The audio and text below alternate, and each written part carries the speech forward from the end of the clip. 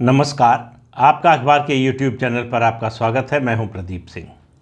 कहते हैं कि एक चीज़ आदत बदलने में बहुत लंबा समय लगता है।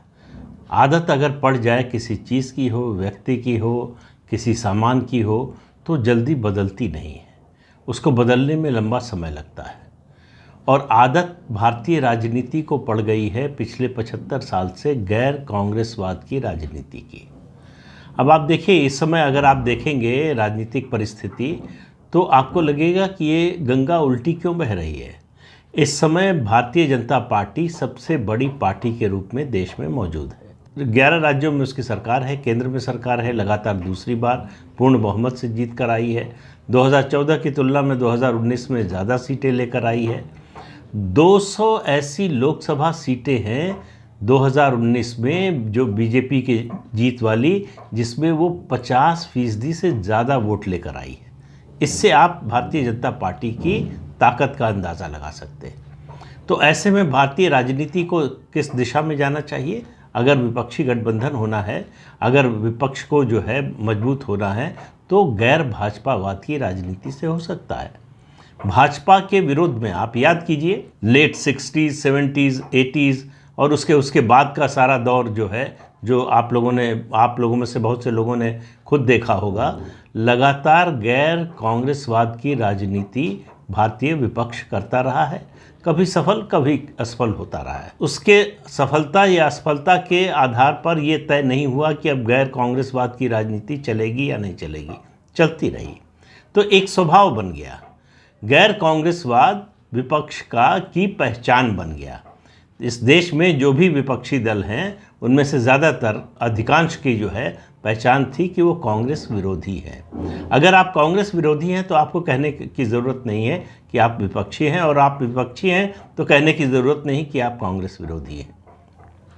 इस माहौल में बदलाव हुआ 2004 में, जब कुछ पार्टियां जो पहले एनडीए के साथ थीं वो निकल कर गई कांग्रेस पार्टी के साथ। उसमें खास तौर से वो लोग जो गैर कांग्रेसवाद की राजनीति के अगुआ रहे डॉक्टर राम मनोहर लोहिया के अनुयायी थे। उसमें आप मुलायम सिंह यादव को ले लीजिए, लालू प्रसाद यादव को ले लीजिए, नीतीश कुमार को ले लीजिए और दूसरे नेताओं को। इनमें से लालू प्रसाद यादव और कुछ हद तक मुलायम सिंह यादव जब कांग्रेस के नज़दीक जाने लगे, तब ये सवाल उठा कि गैर कांग्रेस की राजनीति का क्या खात्मा हो रहा है, क्या गैर कांग्रेसवाद की राजनीति खत्म हो जाएगी। और जब उद्धव ठाकरे, उससे पहले चंद्रबाबू नायडू, उन्होंने जब 18 में भारतीय जनता पार्टी का साथ छोड़ा, 2018 में, 2018 में लोकसभा चुनाव से पहले, तो उससे उतना बड़ा इम्पैक्ट नहीं हुआ इस बात को। जब उद्धव ठाकरे ने बीजेपी से नाता तोड़ा तो एक सवाल उठा, एक प्रश्न उठा कि क्या गैर भाजपावाद की राजनीति का श्री गणेश हो गया है। क्योंकि 25-30 साल से जिस पार्टी से संबंध था, जिसका वैचारिक समानता थी जिनमें, उनमें से एक पार्टी अगर साथ छोड़ दे तो इसका मतलब गंभीर बात होती है। तो ये माना गया उस समय कि गैर भाजपावाद की राजनीति शुरू हो गई है। और शरद पवार उसके नेता के रूप में उभरे कि उन्होंने एक विपक्षी एकता का एक मॉडल महाराष्ट्र में पेश किया है। और उसके अलावा माहौल बनता गया, जब अकाली दल ने साथ छोड़ दिया भारतीय जनता पार्टी का, फिर जेडीयू ने छोड़ दिया, तो ये लगा कि जेडीयू छोड़कर जो है महागठबंधन में चली गई जहां कांग्रेस पार्टी है। तो लगने लगा कि अब जो लड़ाई होगी 2024 की, वो गैर भाजपावाद के मुद्दे पर होगी। जिस तरह से देश की राजनीति इतने लंबे समय तक, कई दशकों तक गैर कांग्रेसवाद पर चलती रही, अब आगे की राजनीति गैर भाजपावाद पर चलेगी। लेकिन सब गड्ढमड्ढ हो गया है। अब ये बताना बड़ा मुश्किल हो रहा है कि पार्टियां, लोगों की बात तो अभी छोड़ दें, वो तो 24 में आएगा मौका। पार्टियां जो हैं और पार्टियों के नेता, वो कांग्रेस के विरोध में हैं या भाजपा के विरोध में हैं, या फिर किसके ज़्यादा विरोध में हैं। अब आप उदाहरण लीजिए पश्चिम बंगाल का। ममता बनर्जी भाजपा के विरोध में है, इसमें कोई शक नहीं है, लेकिन वो कांग्रेस के पक्ष में है, कोई कह सकता है क्या? उत्तर प्रदेश आ जाइए, समाजवादी पार्टी के अखिलेश यादव और बहुजन समाज पार्टी की मायावती, दोनों भाजपा के विरोध में हैं, लेकिन कोई ये कह सकता है कि वो कांग्रेस के समर्थन में है या कांग्रेस के साथ हैं। जिस तरह से गैर कांग्रेसवाद पर पार्टियां एक दूसरे के साथ थीं, वो एकता या वो वैचारिक समानता या वो राजनीतिक रणनीति जो है वो अभी दिखाई नहीं देती। और जिस तरह से भारतीय जनता पार्टी अपने कुनबे का विस्तार करना चाहती है, यानी एनडीए का विस्तार करना चाहती है, उससे ये धारणा और पुष्ट होती है कि देश में अब भी गैर कांग्रेसवाद की राजनीति का ट्रैक्शन ज़्यादा है। आखिर क्या वजह है कि जो पार्टियां भाजपा के विरोध में थीं, भाजपा को छोड़कर चली गई या भाजपा के साथ नहीं थी, वो भारतीय जनता पार्टी के साथ जुड़ना चाहती हैं। अब इस बात पर गौर कीजिए कि उद्धव ठाकरे भारतीय जनता पार्टी का साथ छोड़कर चले गए, बावजूद इसके कि चुनाव मिलकर लड़े थे और स्पष्ट बहुमत मिला था गठबंधन को। उनकी पार्टी टूट गई। शरद पवार भारतीय जनता पार्टी के विरोध में या भाजपा विरोधी खेमे के अगुवा बनने की कोशिश कर रहे थे, उनकी पार्टी टूट गई। तो एकनाथ शिंदे और अजित पवार का भारतीय जनता पार्टी के साथ आना कम से कम गैर भाजपावाद की राजनीति की ओर तो इशारा नहीं करता। आखिर क्या वजह है कि महाराष्ट्र जैसे राज्य में, जहां महाराष्ट्र विकास आघाड़ी इतनी मजबूत थी, उसमें टूट हो गई, और एक नहीं दो, और साल भर के अंदर। महाराष्ट्र विकास आघाड़ी अगर टूटती नहीं तो गैर भाजपावाद की राजनीति को एक बल मिलता, एक मोमेंटम मिलता, और ये विपक्षी एकता की कोशिशें और तेज़ होती, ज़्यादा गंभीर लगती। लेकिन अब डर ये है नीतीश कुमार को कि उनकी जेडीयू भी टूट सकती है। तो जो भाजपा के इस तरह से विरोध में जाएगा, उसकी पार्टी टूट सकती है, ऐसी आशंका बन जाए तो फिर उसका एक ही मतलब होता है कि जो ग्राउंड से फीडबैक मिल रहा है इन पार्टियों को, नेताओं को, अब ऐसा नहीं कि एकनाथ शिंदे या अजित पवार को ये पता नहीं होगा कि उनका मतदाता क्या सोच रहा है, या कम से कम उनके समर्थक क्या सोच रहे हैं।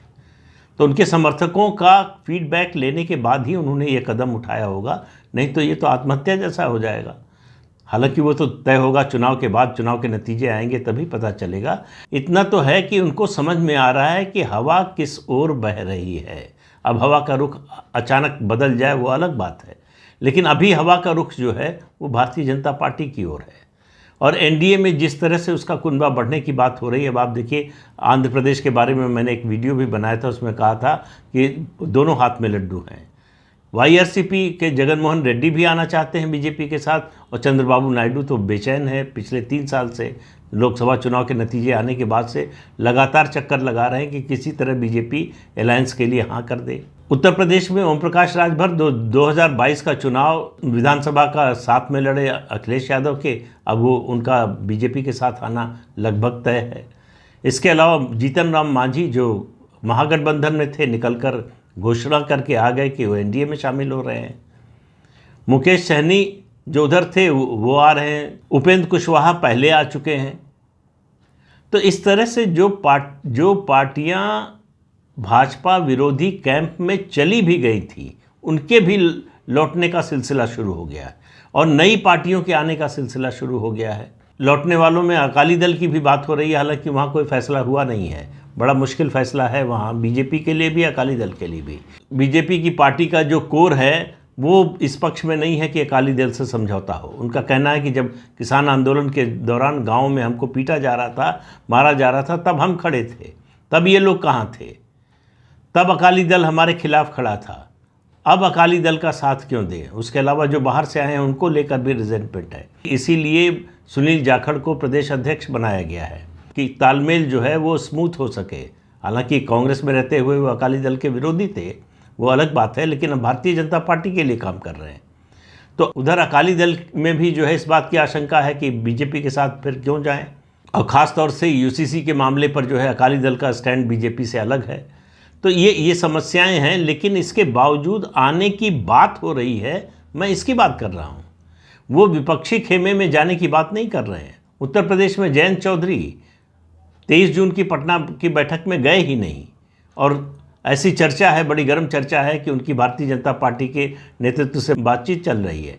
वो आएंगे कि नहीं आएंगे ये कुछ दिनों में पता चल जाएगा, लेकिन वो अखिलेश यादव के साथ विधानसभा चुनाव और ख़ासतौर से राज्यसभा के उपचुनाव के बाद दिखाई नहीं दिए हैं।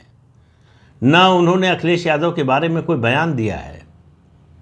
तो उन्होंने अखिलेश यादव से एक दूरी बनाकर रखी है क्योंकि उनको लग रहा है कि अखिलेश यादव पश्चिमी उत्तर प्रदेश में उनकी कोई मदद नहीं कर सकते।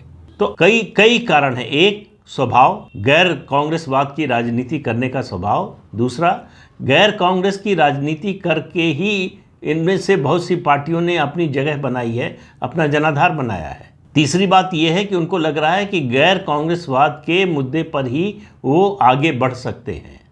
कांग्रेस के साथ जाकर उनके घटने की संभावना है, उनके संकुचित होने की संभावना है। पुराने लोगों में चिराग पासवान लौटने के लिए बिल्कुल तैयार ही बैठे हैं। उसके अलावा कर्नाटक में जेडीएस, जनता दल सेकुलर, लगातार इस बात के संकेत दे रहा है। और उसके बाद 2-3 दिन पहले जो बयान आया है पूर्व मुख्यमंत्री बीएस येदियुरप्पा का कि जेडीएस के साथ मिलकर लोकसभा चुनाव लड़ेंगे। सबको मालूम है कि एचडी कुमारस्वामी और येदियुरप्पा में पटती नहीं, बिल्कुल एक दूसरे को फूटी आंख नहीं देखना चाहते। ऐसे में येदियुरप्पा का ये बयान एक नए राजनीतिक समीकरण की ओर संकेत कर रहा है। वो कब तक होगा ये देखने की बात है। लेकिन 18 जुलाई को संसद के मानसून सत्र से ठीक 2 दिन पहले विस्तारित एनडीए की बैठक होने वाली है। उसमें पता चल जाएगा कि कौन कौन नए लोग आ रहे हैं, कौन पुराने लोग लौट कर आ रहे हैं। उसका एक खाका देखने को मिल जाएगा जब 18 जुलाई को बैठक होगी एनडीए की। इसके अलावा जो पार्टियां बीजेपी के साथ उस तरह से खुले तौर पर नहीं हैं, चाहे जगन मोहन रेड्डी हो, चाहे नवीन पटनायक हो, चाहे के चंद्रशेखर राव हो, ये सब कांग्रेस विरोधी हैं। भारतीय जनता पार्टी का दबे छिपे समर्थन, मतलब कम से कम नवीन पटनायक और जगन रेड्डी तो राज्यसभा में समर्थन बीजेपी का मौके मौके पर करते ही रहे हैं, लेकिन कांग्रेस का समर्थन करते हुए उनको नहीं देखा गया, इन तीनों में से किसी को भी। तो ये सब कांग्रेस विरोधी हैं, कांग्रेस के समर्थक नहीं हैं। उसी तरह से केरल में अगर आप देखें तो सीपीएम जो है कांग्रेस के विरोध में खड़ी है। भले ही पश्चिम बंगाल में कांग्रेस जो है सीपीएम के साथ मिलकर चुनाव लड़ी हो और फिर लड़ने की तैयारी में हो, लेकिन केरल में सीपीएम जो है कांग्रेस के विरोध में है। तो इसलिए अगर आप गिनती करेंगे तो देश में कांग्रेस विरोधी पार्टियों की संख्या ज़्यादा मिलेगी। और भारतीय जनता पार्टी के जो समर्थक नहीं हैं, वो भी, खास बात ये है कि जो भारतीय जनता पार्टी के समर्थक नहीं हैं उनमें भी ऐसे लोगों की कमी नहीं है जो कांग्रेस विरोधी हैं। तो कांग्रेस विरोध की राजनीतिक मानसिकता अभी ख़त्म नहीं हुई है। तो ये गंगा जो है उल्टी बहती हुई दिख रही है। होना ये चाहिए था कि 9 साल सत्ता में रहने के बाद, मतलब जब चुनाव होगा तो 10 साल हो जाएंगे बीजेपी को केंद्र की सत्ता में, लगातार 10 साल रहते हुए। कोई भी गैर कांग्रेस सरकार लगातार 10 साल तक सत्ता में नहीं रही है। केवल अटल बिहारी वाजपेयी का रिकॉर्ड था 6 साल का, वो कब का टूट चुका है। तो ऐसे में ये उम्मीद करना, जो माहौल बनाने की कांग्रेस पार्टी कोशिश कर रही है कि बीजेपी से बहुत नाराज़ हैं, प्रधानमंत्री की लोकप्रियता घट रही है, केंद्र सरकार ने इकॉनमी को डुबो दिया, देश की छवि खराब कर दी, देश में महंगाई बेरोज़गारी लगातार बढ़ती जा रही है, ये सब जो बातें कही जा रही हैं, इसके बावजूद अगर कांग्रेस विरोधियों की संख्या घटने की बजाय बढ़ रही है तो ये आप समझ लीजिए कि भारत की राजनीति किस दिशा में जा रही है, इसका बड़ा स्पष्ट संकेत है। तो आज के अंक में इतना ही। अगले अंक में फिर मिलेंगे किसी नए मुद्दे के साथ। तब तक के लिए अनुमति दीजिए। आपसे अनुरोध है कि ये चैनल देखिए, शेयर कीजिए, लाइक कीजिए और सब्सक्राइब ज़रूर कीजिए। नमस्कार।